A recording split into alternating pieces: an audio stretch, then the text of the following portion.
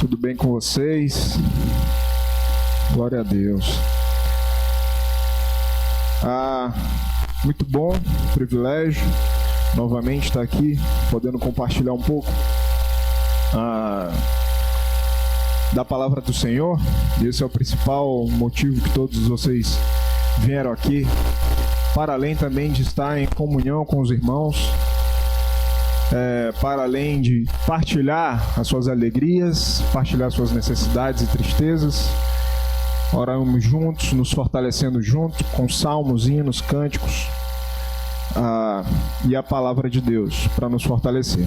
Então, sem mais delongas, vamos abrindo lá as nossas Bíblias em 1 Coríntios, capítulo 4, dando continuidade àquilo que foi ministrado pelo pastor Serginho.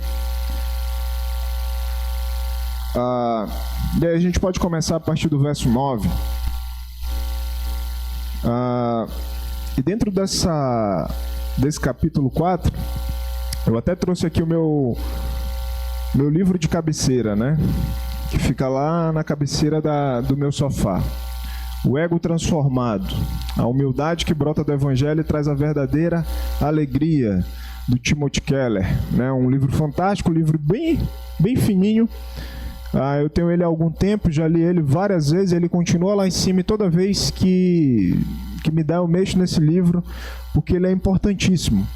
E por incrível que pareça, esse pequeno livreto do Timothy Keller, é um grande teólogo, um grande pastor também, ele justamente está baseado no capítulo 4 de 1 Coríntios, onde ele vai tratar justamente do ego, né? Do ego do povo daquele tempo, trazendo uma realidade para a nossa também muito incrível. Então, de vez em quando eu vou estar folheando ele aqui, se eu me lembrar de alguma coisa, de algum texto que seja interessante partilhar com os irmãos, e provavelmente tem, mas muito mais do que isso, eu aconselho vocês a comprarem esse livrinho. Eu acho que custa uns R$15 no máximo na Amazon, e é transformador de fato e desafiador ao mesmo tempo, porque o que ele traz aqui a respeito do ego humano é muito do que tem dentro de mim e provavelmente muito do que tem dentro de vocês, e não é fácil nós nos livrarmos de certos conceitos, certos pensamentos, mas toda vez que eu leio esse pequeno livreto, que eu olho alguma página desse livreto, é como se fosse um conforto e um fortalecimento para que a cada vez mais eu venha destruir esse meu ego e ter a verdadeira alegria no Evangelho. Amém? Então, já estão com as Bíblias abertas lá, no capítulo 4, a partir do verso 9, que está escrito assim: porque me parece que Deus colocou a nós, os apóstolos, como últimos, como condenados à morte, pois nos tornamos em espetáculo para o mundo, tanto para anjos como para homens. Somos um absurdo por causa de Cristo, mas vocês, sábios em Cristo. Somos fracos, mas vocês, fortes. Sois estimados, mas nós desprezados.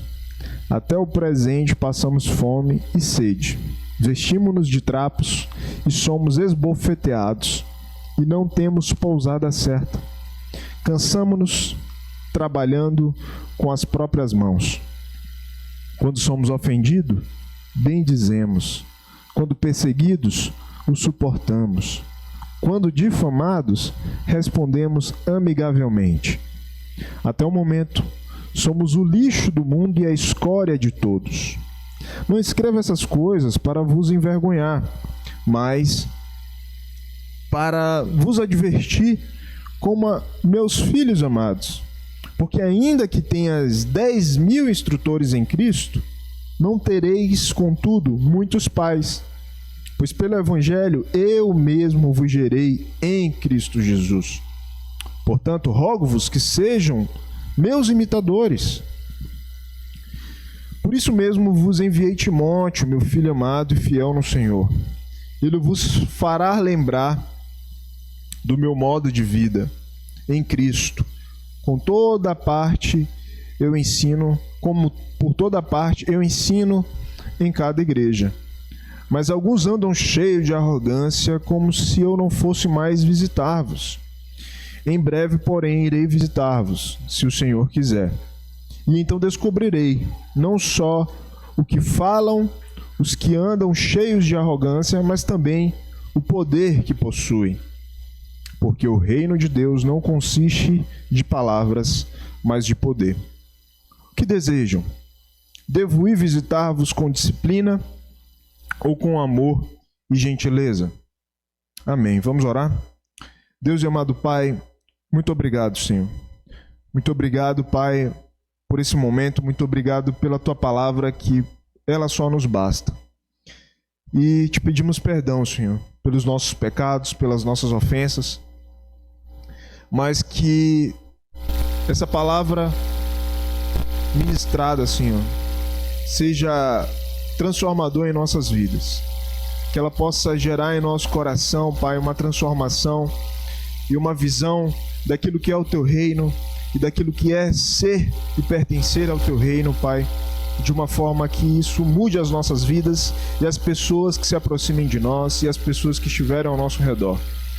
Nos dê filtro aos olhos, filtro aos ouvidos, para que nós possamos ouvir, Pai, a doce voz do Teu Espírito Santo, Pai, que tem algo a dizer a nós como igreja e a nós como comunidade de igreja, Pai. Te louvo e te agradeço por esse momento aqui, em nome de Jesus, amém.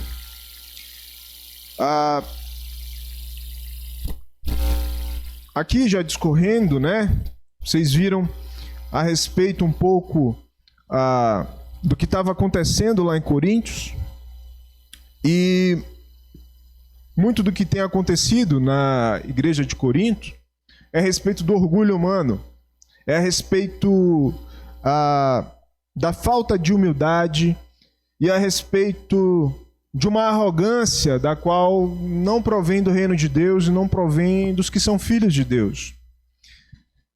Para nós, parece até...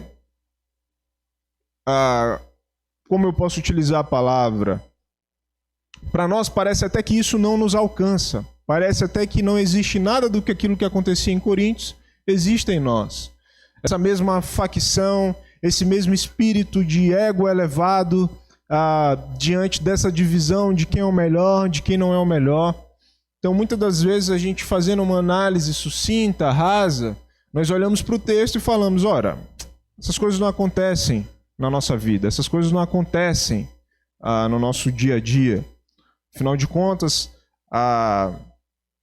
nós frequentamos células, afinal de contas nós estudamos a palavra de Deus, afinal de contas nós temos o conhecimento da palavra de Deus, afinal de contas nós entendemos que Jesus Cristo é o Senhor e Salvador, afinal de contas nós entendemos que Ele nos salvou, afinal de contas nós entendemos que quando Jesus voltar, Ele irá voltar para nos buscar, nos resgatar.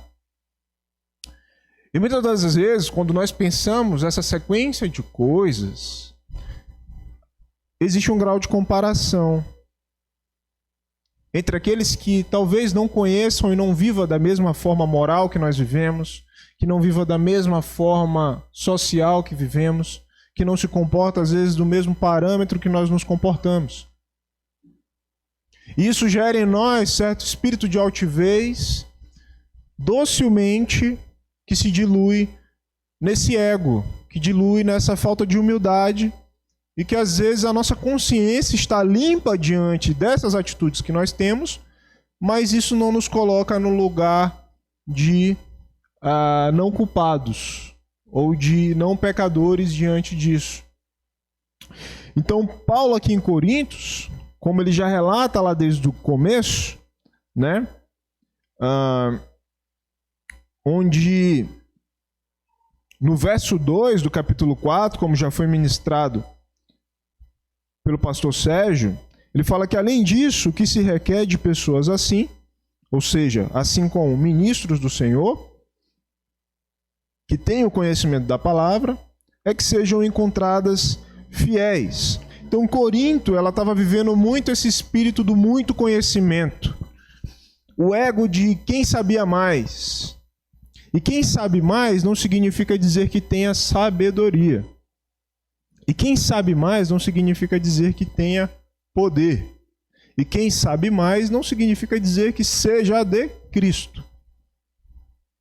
Por isso que lá na frente ele vai falar que o reino de Deus não consiste em palavras, mas em poder. Depois a gente vai entender um pouco mais o que é esse poder. E eu lembro que na própria carta de Coríntios, Paulo vai falar a respeito que ele colocou todos os fundamentos, e o fundamento é Cristo, e alguns homens vieram e construíram sobre o seu fundamento, sobre esses fundamentos. Um construíram com ouro, com prata, com palha, né? E muitos construíram através da palavra desse verso, que o reino de Deus não é palavra, mas é poder, um tipo de evangelho também. Um evangelho que só fala de um poder, de um tipo de poder conforme a concepção de poder das pessoas que tiveram para fundar esse evangelho. E se esquecem de equilibrar isso à palavra, e se esquecem de equilibrar isso ao conhecimento, e se esquecem de equilibrar isso à ação, à atitude, ao comportamento moral, porque concentrou apenas no poder. Assim como existem outros que concentraram apenas no conhecimento. E existe essa briga e essa rincha interdenominacional de quem está certo, quem está errado, de quem é mais poderoso, de quem é mais sábio um do que o outro. E a gente vê isso no capítulo 4. A gente vê justamente esse mesmo tipo de pensar.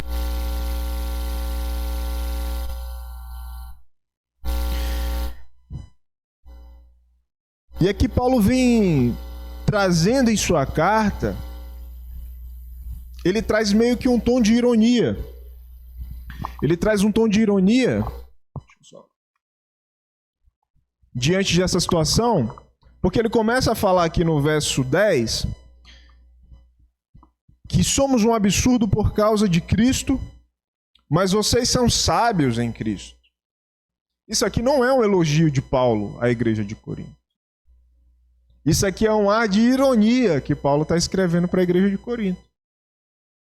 Porque a igreja de Corinto, por se basear e se sustentar no conhecimento de quem falava melhor, de quem tinha melhor apresentação, de quem era que tinha a voz mais posta, Paulo se coloca nessa categoria de que ele já não era mais nada.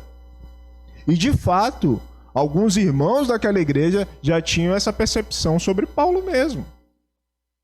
Paulo não é sábio como nós, Coríntios, berço de todo o conhecimento.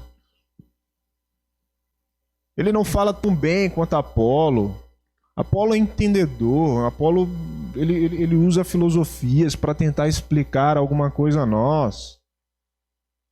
Paulo não, ele é muito simples, na sua linguagem. E aí ele vai tecendo essas ironias, né, a respeito deles. Somos fracos, mas vocês são fortes. Ou seja, esse conhecimento que adquiriu da novidade do evangelho, lembrando que isso era tudo novo para Corinto, né? Quando o evangelho começa a se espalhar por todo o ocidente, né, vindo para o ocidente, tudo isso era um espírito de novidade. O que é muito diferente, às vezes, das nossas cidades, quando saímos para evangelizar. Já não se torna mais tão novidade assim. Mas a principal novidade para a nossa cidade, para as pessoas que comungam na nossa cidade, é alguém que se diz cristão, de fato se comportar como um tal. Isso é novidade, isso é de causar espanto às vezes para as pessoas. Porque às vezes o muito que falamos é o pouco que vivemos. Às vezes anunciamos um evangelho de amor, mas as nossas atitudes não são amorosas. As nossas atitudes são sectárias. Nós separamos quem amamos e quem não amamos. Nós amamos quem tem uma ideologia igual à minha e outros que não tem ideologia igual à minha eu não amo. E é muito engraçado isso, porque vocês lembram lá no começo da primeira estudo que eu falei que se você quer conhecer o homem, se ele está próximo de Deus, olha a sua atitude dele com o seu próximo. Analise bem a atitude que esse homem tem com qualquer pessoa que for. Porque se você pegar a Bíblia e a gente analisar, por exemplo, os primeiros evangelhos ali, eu sempre falo isso, né? Não sei porque vocês nunca pararam para pensar por que existem 4 evangelhos que falam a respeito de Jesus. Cada um de um ponto de vista diferente. 4. Nós temos 4 evangelhos que focam completamente na figura de Jesus, com pontos completamente diferentes. Nos demais a gente tem uma epístola, a segunda epístola, um livro, outro livro, mas nós temos 4 dentro do livro canônico que falam de Jesus. O que Deus está querendo mostrar para a gente com a palavra que nós temos acesso, e graças a Deus temos acesso, para a gente focar em como Jesus fazia as coisas. Para a gente aprender tanto de Jesus, que todo comportamento que nós tomarmos seja balizado através de Jesus. Até os comportamentos mais escandalosos, por exemplo, que nós possamos tomar, seja balizado na figura de Jesus. Como assim, Luiz? Deixa eu explicar. Se você fosse um conservador, na época, no tempo de Jesus, talvez você jamais acharia que ele era o Messias escolhido de Deus, o Deus de Israel, o Deus dos judeus, quando ele foi visitar a casa de um centurião romano para curar alguém da família dele. Sabe por quê? Porque o centurião romano, ele era inimigo de Israel. Faz sentido para você Jesus sair do seu lugar como um Messias e curar alguém que seria inimigo do povo?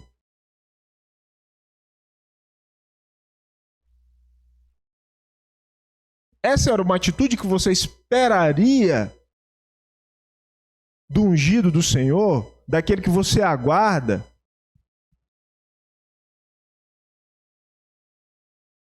Se você fosse um liberal, você olhasse Jesus convidando, se autoconvidando para ir almoçar na casa de um publicano, cobrador de impostos, traidor da nação de Israel, para almoçar na casa dele, o que você pensaria de Jesus naquela época? Jesus foi para a casa de alguém que estava tomando dinheiro do seu bolso, suor do seu trabalho.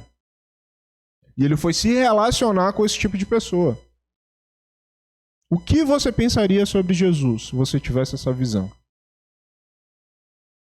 Se você é um moralista, o que você pensaria de Jesus, um homem do Senhor, ungido do Senhor, conversando com uma mulher ao meio-dia em um poço, em um horário onde só iriam as mulheres daquela época que não eram dignas de estarem no convívio social, porque eram encaradas socialmente como prostitutas, porque já haviam mais de 2 e de 3 casamentos, enfim, e quem conhece aqui a história sabe da história. O que você pensaria de Jesus? O que você pensaria a respeito desse homem? Então, quando a gente olha para Jesus, a gente tem um outro parâmetro de comportamento diante das pessoas, diante das circunstâncias, diante das atitudes.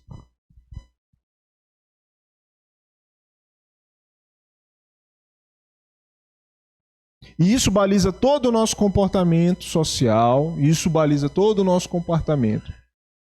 E quando o Timothy Keller ele traz esse livreto aqui, ele vai falar um pouco a respeito disso, dessa questão do ego. E o ego que ele traz aqui é a preocupação, às vezes, demasiada com o que o outro pensa a respeito de mim. Porque o ego ele é frágil e ele quer o tempo todo a atenção. E por que o ego ele é frágil, como ele coloca aqui no texto, no livro? Ele fala que o ego ele é frágil porque ao longo da nossa cultura moderna, ao longo da nossa educação, das nossas escolas, a cultura do mérito, tudo isso nos fez um ego inflado. E se você pegar o ar de uma forma e se inflar, um momento o seu peito vai doer. O ego, ele é dolorido, porque ele é o tempo todo inflado. Então, muitas das vezes, nós não servimos com os nossos dons porque alguém ainda não me convidou. Isso faz parte do ego. Muitas das vezes, nós deixamos de servir a Deus porque alguém teceu uma crítica a respeito de algum comportamento e você já não quer mais isso. Isso tudo faz parte do ego, isso tudo faz parte de uma cultura da qual vivemos. Mas Luiz, ele fala a respeito aqui do comparativo consigo mesmo. E Paulo coloca essa proposta porque ele viveu tudo aquilo que Cristo viveu também. Enquanto os reis achavam que tinham toda a autoridade, Jesus poderia, no estalar de Deus, acabar com a vida de todos os reis, de todos aqueles que acusavam. Quando Pilatos o questiona Jesus, Jesus se mantém em silêncio. Quando os soldados romanos começam a falar mal de Jesus, cuspir na cara dele, ele tinha poder suficiente para mandar que os anjos descessem com espadas flamejantes e cortassem a cabeça de qualquer. Esse é o rei que nós aguardamos. Esse é o comportamento do verdadeiro Messias. Esse é o comportamento dos verdadeiros filhos de Deus. Eu sei que é difícil viver assim, eu não falo na condição de quem vive plenamente assim. Mas existe algo na minha vida que eu aprendi e que é algo na minha vida que eu permaneço para sempre. Depois desse processo de destruição do meu ego, que era o problema que a igreja de Corinto vivia. O ego deles estavam voltados para o conhecimento. O ego deles estavam voltados para quem era o queridinho do Apolo, quem era o queridinho do Paulo, por esse entendimento. E o que eu entendi para mim mesmo, Luiz? Você tem que entender qual é o seu propósito. Porque todo aquele que não tem o seu propósito definido se incomoda com qualquer coisa que dizem a seu respeito. E por isso, você precisa, muitas das vezes, de um elogio do pastor, de um convite do seu líder, para você executar aquilo que Deus quer que você execute. Deixa eu contar um pouco da minha história aqui dentro da IBM. Eu não cheguei até ao cargo de coordenação da EBV por um convite. Por eu ter esse pensamento de entender que a comunidade de Deus, que se chama igreja, no seu sistema organizacional, é um local onde os filhos de Deus se encontram para servir uns aos outros, eu já cheguei querendo servir. E perguntei, o que vocês estão precisando? Não aguardei convite, não aguardei a oportunidade. Eu fui atrás de fazer algo que a igreja estava precisando. E na época os jovens estavam se levantando e tal. Você é jovem, então vem para cá, reunião aqui, pronto. Entrei. Se é o meu propósito ou não, eu fui. Porque sempre é aquela pergunta que existe dentro de nós. Mas Luiz, eu não sei qual é o meu propósito. Conviva, venha, busque, participe, se enganje, busque no Senhor, em oração. E você vai entender que ao longo do tempo, você vai caminhando a um propósito, em específico ou de forma ampla. E detalhe, você não vai ter que ter o ego lá em cima, porque tudo aquilo que Deus derramar sobre a sua vida, nunca se esqueça que isso não foi conquistado por você mesmo, mas é o Espírito Santo de Deus que derramou sobre a sua vida para exercer essas funções.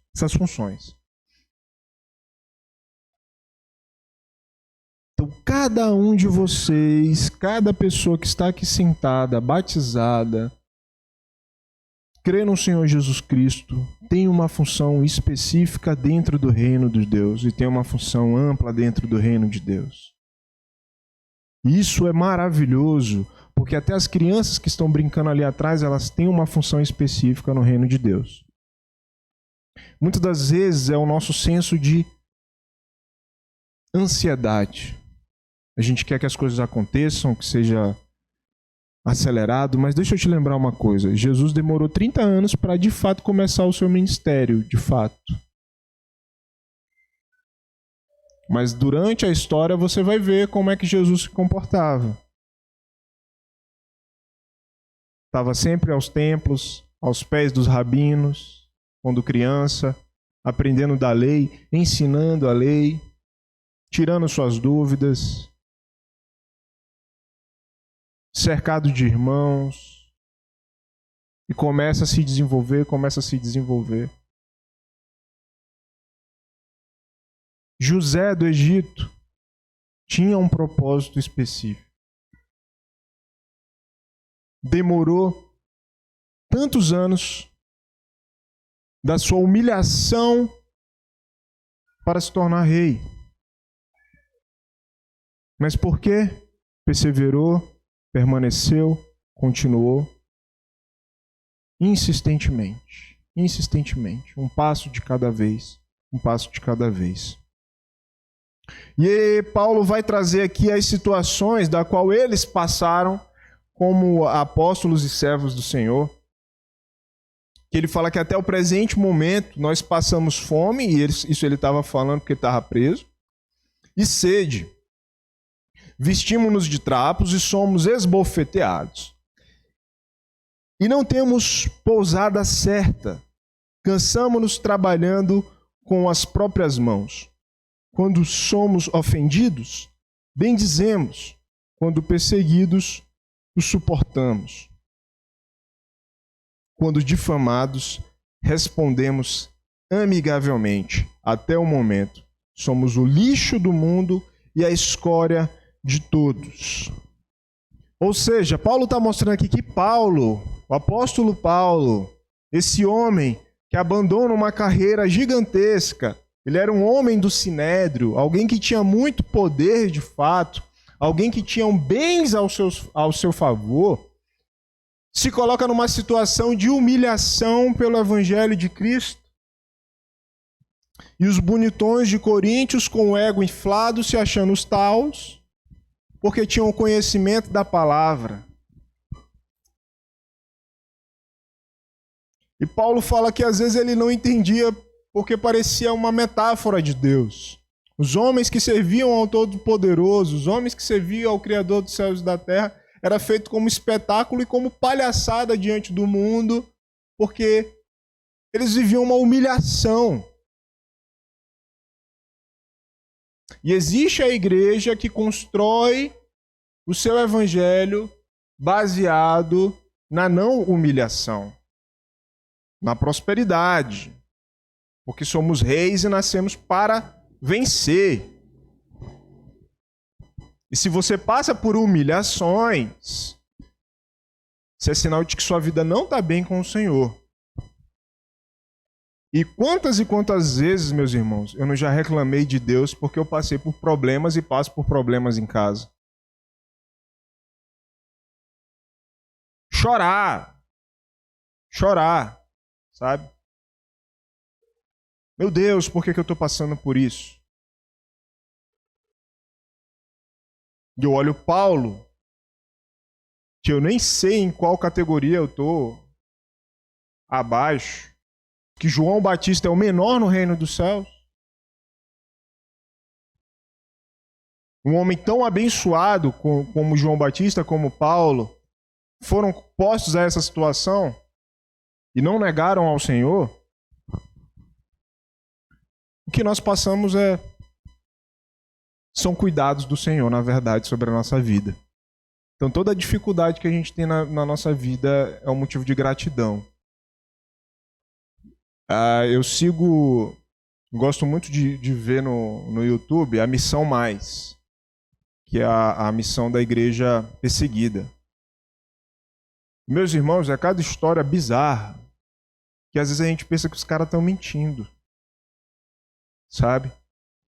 De pessoas que aceitaram a Cristo na Rússia, em locais, em regiões da Rússia, onde o evangelho é extremamente proibido, e essa família ser pega em prisão e eles não matarem essa família.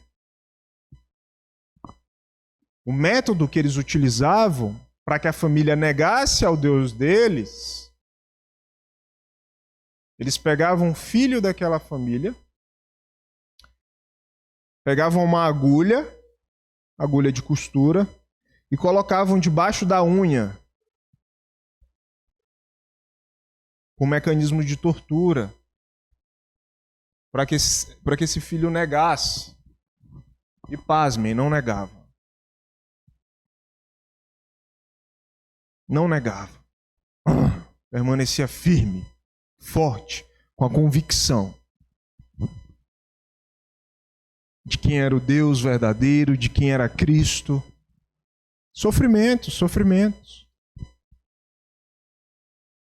Pessoas na Índia que eram perseguidas por causa do evangelho, onde extremistas hindus, extremistas de outras religiões, tacavam óleo quente, queimado em cima dessas pessoas.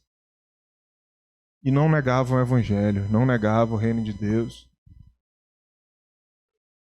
Então, como a gente não tem tanto contato com essas coisas, essas realidades, a nossa realidade, e aqui não desprezando a realidade de cada um, nós devemos sofrer pelas nossas realidades. Jó sofreu pela realidade que viveu, e olha que eu estou comparando o seu sofrimento com o sofrimento de Jó. Mas Jó sofreu a sua realidade, mas não maldisse ao Senhor.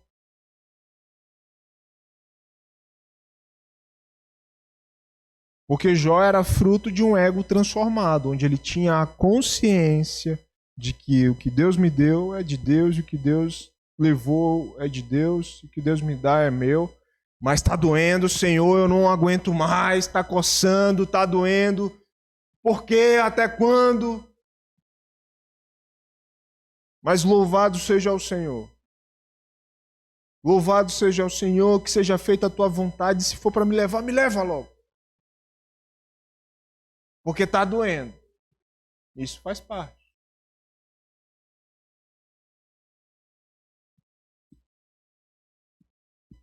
Quando difamados, respondemos amigavelmente. Esse é o espírito do verdadeiro cristão. A difamação como uma resposta mansa. Não sei quantos de vocês já passaram por essa situação no trabalho e tal, de alguém ser ríspido com você e você não devolver na mesma moeda. Pelo contrário, você foi amigável com essa pessoa. Oi, fulano, tá tudo bem e tal. Tá. E essa pessoa ficar constrangida diante da situação. Isso é fantástico, sabe? Isso é o Espírito de Deus purinho, irradiando. E eu sei que essas coisas não são fáceis. Sei que nada disso que eu estou falando é fácil, mas é possível. Olha só.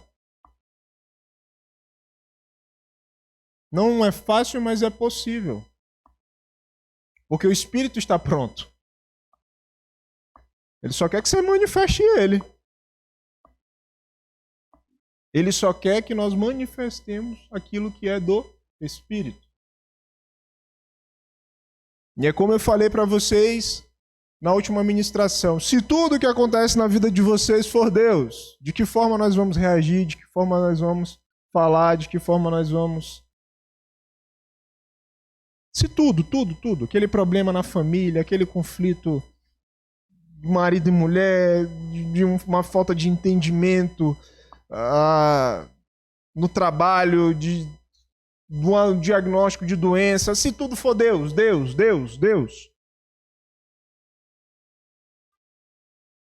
Que afinal de contas, Satanás só toca naquilo que Deus permitir. Para quem já foi lavado com sangue. Para quem reconhece. Então está na hora de a gente, já na nossa maturidade, refletirmos mais sobre os problemas que acontecem na nossa vida. Perguntar a Deus, me ensina algo com isso que está acontecendo. Me mostra qual a atitude que eu deva tomar. O perdão que eu devo lançar. O pedido de perdão que eu devo lançar, mesmo estando certo. Porque esse é um outro transtorno do ego inflado. Como o ego ele é dolorido, até a liberação do perdão ela é mais difícil. Porque se você tem um ego inflado, você sempre se sente no direito de ser perdoado.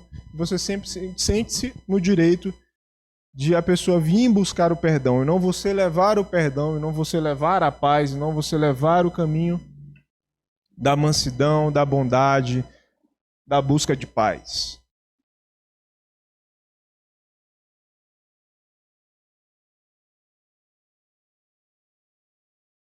Trazendo para os acontecimentos recentes que macularam a imagem do nosso país, antes da invasão, eles estavam gritando Deus, pátria, família. Deus, pátria, família. Deus, pátria, família. Eu pergunto, qual Deus? Que Deus? O Deus que a gente cria na nossa mentalidade? É o Deus da Bíblia? É o Deus dos católicos? É o Deus dos testemunhas de Jeová? É o Deus dos presbiterianos? E eu me lembrei de uma situação que aconteceu em Alcântara, se eu não me engano. O pessoal da Jocum, que são jovens com uma missão, saíram para evangelizar em Alcântara. E batendo nas portas e tal, aí chegou até a casa de uma senhora. E eles bateram lá, boa tarde, bom dia, tal. Olha, nós somos missionários e a gente queria falar um pouco de Deus para você. Você poderia dar um tempo para nós? E aí a moça imediatamente chegou perguntando para essas pessoas da Jocum. Tá, mas qual Deus? Porque já vieram outras pessoas aqui também falar desse Deus. Eu não sei se é o mesmo de vocês, mas qual é o Deus? Porque os testemunhas de Jeová chegaram aqui e me falaram de um Deus. Os adventistas já chegaram aqui na minha casa e falaram de outro Deus. Os da Assembleia de Deus chegaram aqui e me falaram de um outro Deus. Qual é o Deus de vocês? Qual é o Deus de vocês?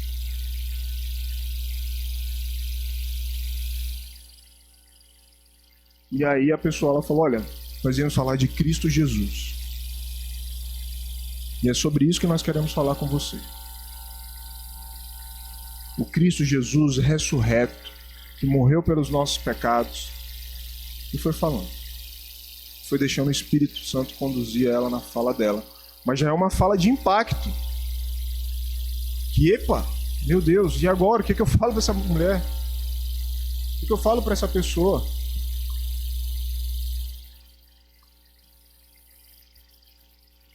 O que nós temos construído diante do nosso Evangelho de Deus? O que a igreja de Corinto, especificamente, estava construindo sobre os fundamentos de Cristo Jesus? Novas filosofias, novas ideias. Um ego totalmente destruído porque eles já viviam nessa cultura inflada de conhecimento, de demonstrar mais conhecimento um que o outro, de saber quem era o melhor líder, de quem tinha o maior número de membros na sua célula. E isso tudo gera uma facção.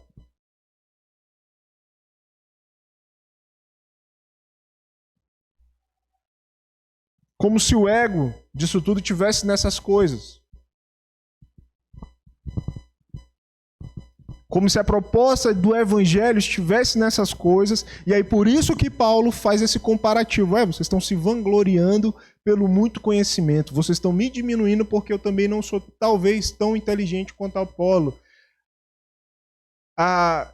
Então quer dizer que por eu estar sendo esbofeteado, por eu estar sendo preso, e vocês são mais inteligentes, de fato o teu ministério está com mais membros na tua igreja, né? E eu estou aqui preso, passando fome pelo evangelho, de fato eu sou um inútil, eu sou menor mesmo.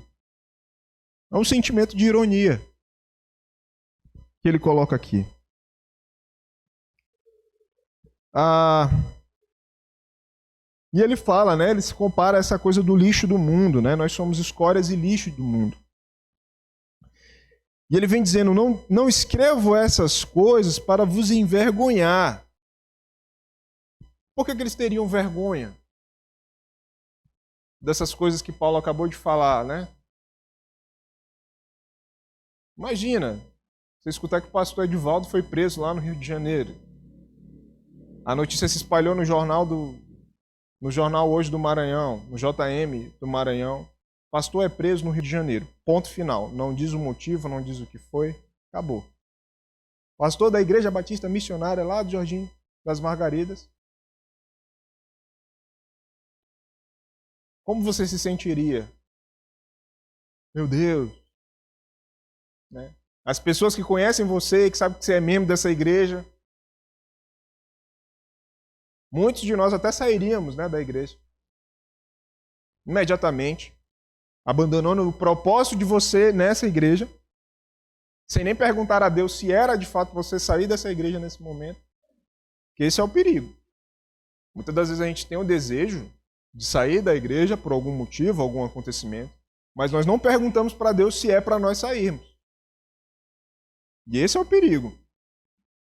Sabe por que é o perigo? Porque o próprio Paulo vai falar que às vezes é bom deixar o cara ir. Que às vezes ele pega uma lapada lá fora para que ele possa ser salvo. É a disciplina de Deus. Deus tem essas coisas, né? Essas disciplinas assim. Não perguntou para ele.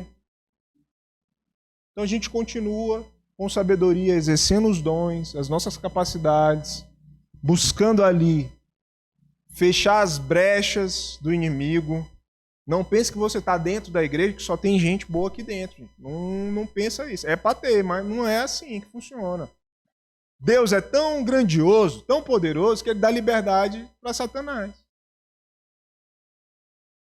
Ele dá liberdade para que o lobo invada as igrejas. Sabe para quê?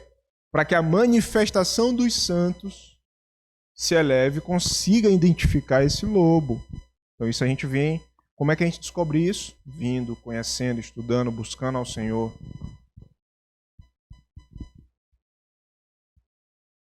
E exercendo as nossas funções. Então por isso que eles sentiam vergonha. Talvez poderiam sentir vergonha. Sabe? O cara que fundou essa igreja está passando por tudo isso. E nós aqui somos tão ricos. E de fato eles eram ricos. E nós de fato temos tantos dons. Era uma igreja que de fato tinha muitos dons. Mas toda bagunçada. Com algumas bagunças ali. Não escreva essas coisas para envergonhar, mas para vos advertir como os meus filhos amados. Sabe, mesmo diante dessas coisas, Paulo tinha um carinho especial por ela. Porque ainda que tenha as 10 mil instrutores em Cristo, ou seja, esses coaches do evangelho, por mais que vocês tenham esses caras sabichões aí da palavra de Deus, vocês tanto falando que vocês tanto estão se dividindo por causa desses homens, mas vocês não vão ter muitos pais. O que ele quer dizer com muitos pais? Eu ainda não sou pai, mas eu imagino o que é a dor de um pai quando tem que bater no seu filho, ou quando tem que exortar o seu filho, porque é um mix de justiça e não querer fazer aquilo, há um mix de cuidado, há um mix de acalanto. E o conselheiro não. O conselheiro te dá o conselho, se tu seguir é problema teu, se tu não seguir é problema teu. Mas na paternidade, aqui Paulo quer trazer essa paternidade espiritual, né? Por ele ter fundado a igreja. Ele fala que não, eu estou preocupado com a conduta de vocês, eu estou preocupado com o comportamento de vocês. Isso mostra o caráter pastoral de Paulo. Do cuidado individual, do cuidado com a igreja, do cuidado com as arestas da igreja. Pois pelo Evangelho eu mesmo vos gerei em Cristo Jesus. Portanto, rogo-vos que sejam meus imitadores. Por isso mesmo, vos enviei Timóteo, meu filho amado e fiel no Senhor. Ele vos fará lembrar do meu modo de vida em Cristo, como por toda parte eu ensino a cada igreja. Mas alguns andam cheios de arrogância, como se eu não fosse mais visitar-vos. Em breve, porém, irei visitar-vos, se o Senhor quiser. E então descobrirei não só o que falta, os que andam cheios de arrogância, mas também o poder que possui. Ou seja, aqui, Paulo mostra essa arrogância, essa altivez dessas pessoas que estavam vivendo em Corinto. Muitas vezes nós temos essa mesma arrogância no nosso meio evangélico, no nosso meio, nos nossos encontros, de às vezes querer valorizar, e isso é uma característica natural nossa, de querer valorizar mais o ministério de um do que o de outro. E o ego também, ele te faz te desvalorizar o seu ministério. Por quê? Porque o ego o tempo todo precisa de reconhecimento. Até no seu próprio ministério. Então você trata fulano de tal, meu Deus, ele é do ensino, da palavra de Deus. E aí você pega um outro ministério e acha que você não é tão importante quanto o.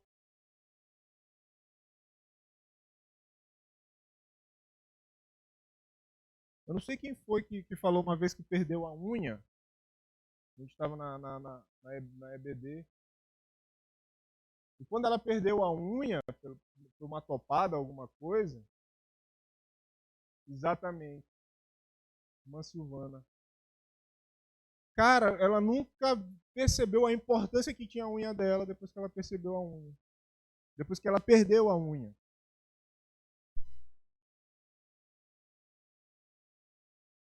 Assim somos nós, os nossos dons e os nossos ministérios.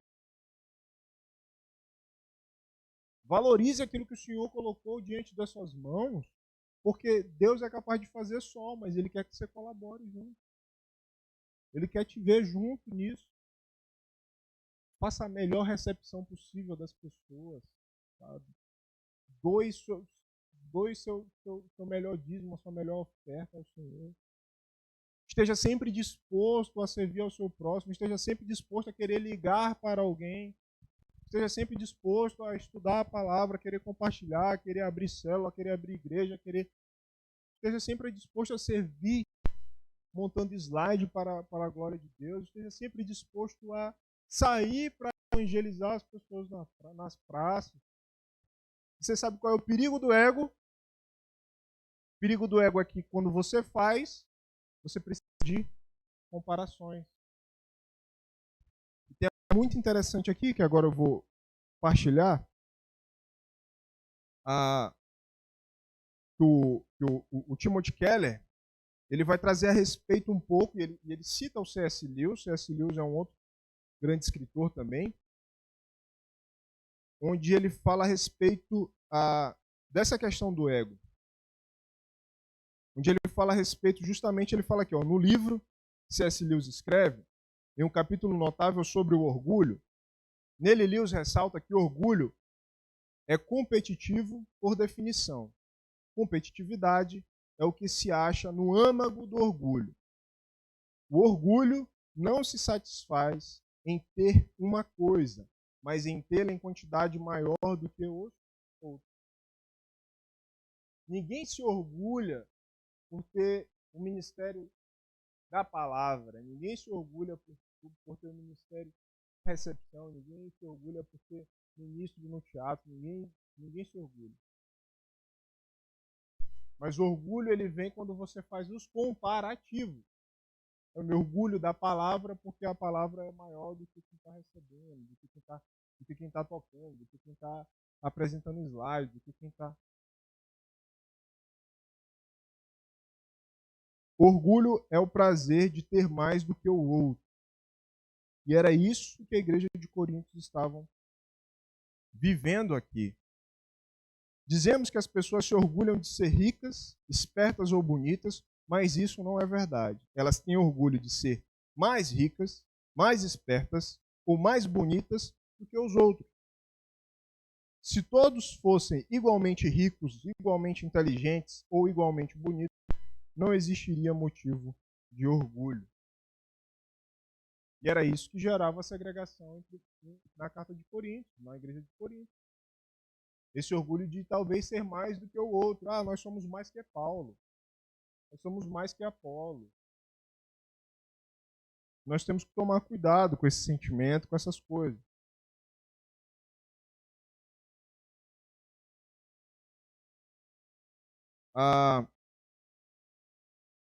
E aqui ele vem, né? Trazendo. Descobrirei não só o que falam, os que andam cheios de arrogância, mas também o poder que possuem, porque o reino de Deus não consiste de palavras, mas de poder.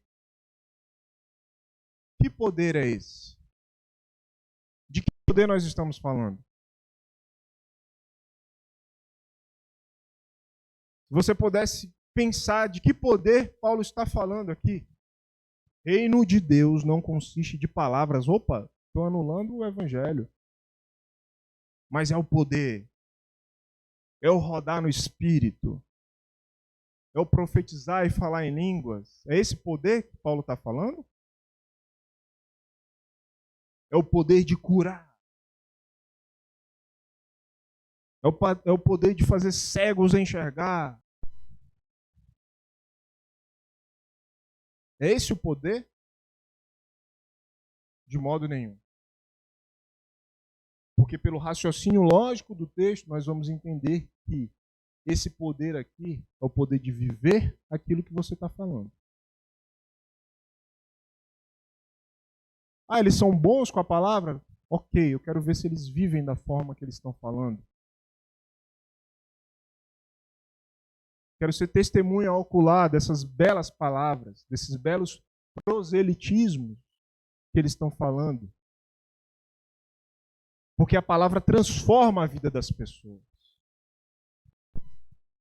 Nos dá conduta sábia, de sabedoria. E a sabedoria é para as atitudes que vamos tomar.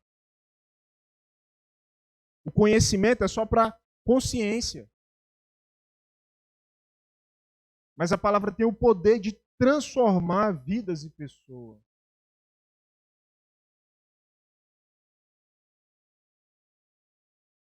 Tem o poder de curar doenças de fato. O nome de Jesus tem esse poder. De expulsar demônios tem. E por isso que eu falei no começo que alguns construíram em cima desse texto algo que não existe, que não era isso que estava no contexto. Não sei uma vez quem foi que me perguntou sobre batismo, a respeito de batismo, e falou assim, mas se o cara foi batizado e ele não saiu falando em línguas, ele não foi batizado? Meus irmãos, deixa eu perguntar para você. Jesus, quando foi batizado por João Batista, ele saiu falando em línguas? Tá aí a resposta. Simples. Tem muita teologia para a gente conversar. Simples. Quando alguém vier lhe acusar que você não foi batizado no Espírito Santo porque você não saiu do batismo falando em línguas, você aponta para Jesus e fala, então Jesus não foi batizado pelo Espírito Santo. Pelo contrário, né? O Espírito Santo se materializou em Jesus. Porque muitas das vezes a gente acha que o sacrifício foi Cristo, mas veio Deus Pai, Filho e Espírito Santo. A Trindade, que é una, morreu por nós. Antes, o Espírito Santo de Deus era acessível só a alguns. Palavra de profecia foi cessada. Antigamente, o Espírito Santo descia. Eis que te digo, palavra reveladora. Espírito Santo, acesso só a alguns. O Espírito Santo ter acesso a todos, ele morreu junto com Cristo. estava junto com Cristo na cruz. Ressuscitou junto com Cristo para poder ter acesso a qualquer um. E a qualquer um mesmo. A qualquer um mesmo.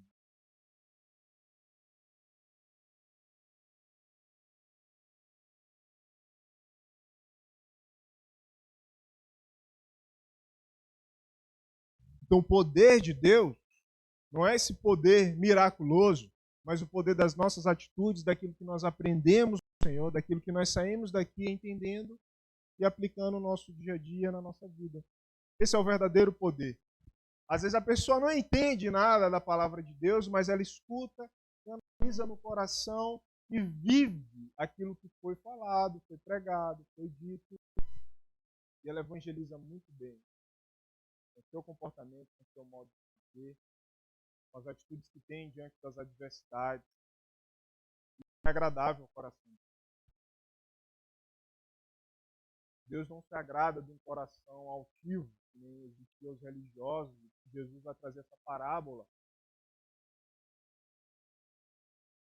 O fariseu no templo orando e se orgulhando porque era do Senhor e porque estava na igreja tal e porque ofereceu o melhor dízimo, a melhor oferta e porque servia nisso e naquilo. Senhor, muito obrigado porque eu não sou como aqueles lá fora que bababá, bebê, bababá. E tinha um que estava lá fora, que não tinha coragem nem de levantar a cabeça. Contrito, olhando para o chão, abatido, falou: Senhor, eu não mereço. Perdoa porque eu sou um pobre pecador. Eu sou o lixo do mundo. Louvado seja o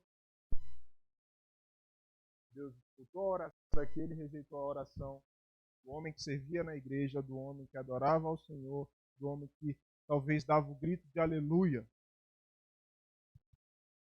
mais alto. E eu encerro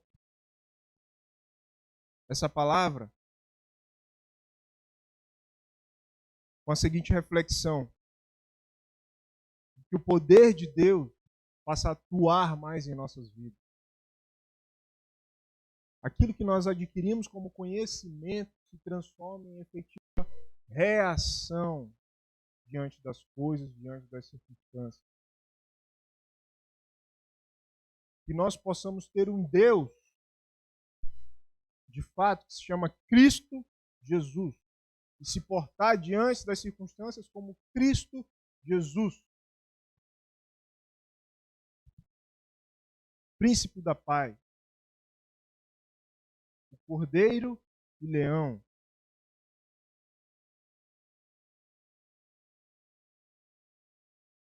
Nós possamos ter humildade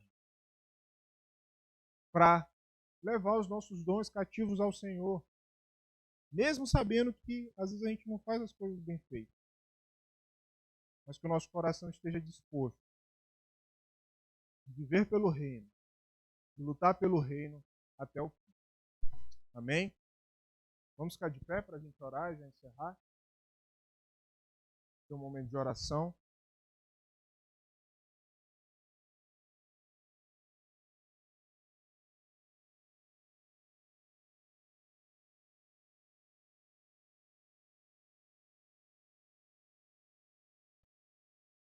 Deus e amado Pai, te rendemos graças, Pai, porque o Teu Espírito Santo renove as nossas forças, Pai. Renove o nosso coração, Pai. Nos traga lucidez e ânimo, Pai, diante das circunstâncias da nossa vida, Pai. Nós busquemos sempre no autoanalisar, Deus, para que nós possamos ter o ego transformado pelo Evangelho e que nós não viemos nos incomodar, Deus, com as críticas que tecem ao nosso respeito, que nós não viemos nos acomodar, Senhor, com a falta de convite que é feita a te servir, Pai, mas que nós possamos ter a humildade, Senhor, de querer te buscar, de querer te honrar, de querer te servir, Pai, porque tudo o que fazemos é para engrandecer o Teu reino, esse reino que não consiste em palavras, mas que é o poder transformador de vida. Eu te oro, Pai, para que o Senhor não venha com correção sobre as nossas vidas. Que o Senhor não venha nos visitar com disciplina, Pai. Mas que Tu possa nos visitar com amor, Pai. Com amor e gentileza, Deus, diante das circunstâncias. Abrindo os nossos olhos, abrindo os nossos ouvidos, Pai, para poder Te servir, Pai. Para poder Te louvar, Te bendizer, cantar hinos e louvores ao Senhor, evangelizar as pessoas, com a nossa vida mansa, com a nossa vida humilde, com a nossa vida alegre, não tratando o mal com o mal, mas aquele que nos caluniam, Pai, que nós possamos bendizer, Deus. Nos dê esse poder, Senhor. Eu quero esse poder, Senhor. Nos dê essa sabedoria, Pai, de viver conforme Jesus Cristo de Nazaré viveu e nos serve como exemplo em todas as coisas e circunstâncias da nossa vida, Pai. Que nós possamos Te servir melhor, Pai, em 2023. Que nós possamos Te servir melhor, Pai, sermos testemunhas, Pai. Sermos sal da terra, luz do mundo, Pai. Nessa nação, Pai. Tem vivido um colapso, Deus, de ideias, um colapso, Deus, de crenças, um colapso, Senhor, de coisas que não condiz com o Teu reino, Pai, mas que os santos se manifestem diante dessa nação, Pai, levando o verdadeiro evangelho, Pai, levando a verdadeira doutrina do Senhor, Pai, o verdadeiro comportamento do Senhor, Deus. Nos enche, Pai, com Teu Espírito Santo de Deus e nos faz buscar, Deus, querermos ser enchidos pelo Teu Espírito Santo de Deus, Pai, para que todas essas coisas aconteçam, Pai, em nós, através de nós, por meio de nós, pela Tua graça. Pai. Assim Te oramos, Deus, e Te agradecemos, Pai. Leva-nos em paz para as nossas casas, para os nossos lares. Livra-nos, Deus, de todo o mal, em nome do Senhor Jesus Cristo. Amém.